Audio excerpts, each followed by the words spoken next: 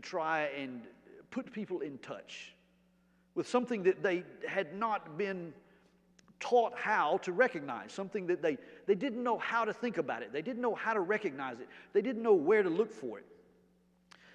You know, we can sort of repeat the things that Jesus had to say about the kingdom, and we can try and help ourselves come to better understanding about those parables. But there's one thing that is beneath all of the ideas about the kingdom, and that is what it is like inside of each one of us to look for it.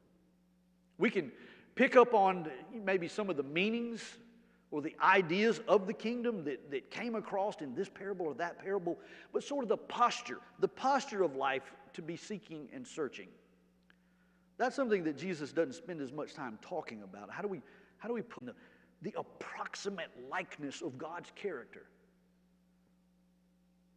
Let that be first among the things that your life longs and searches for, before the basic necessities of your life. A thirst for God's righteousness, because a thirst for God's righteousness is a thirst for God's kingdom. It is a searching and a seeking after God's kingdom. Kingdom confuses us sometimes because we hear the parables. We know the coming time, a fulfillment of all promises and a conclusion to all of God's gracious work. We know the ideas of a way of life when there is no longer a constraint or a contest between good and evil, right and righteousness.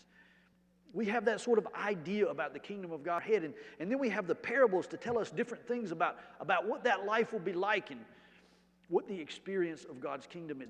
A woman who hid leaven in a large lump of dough.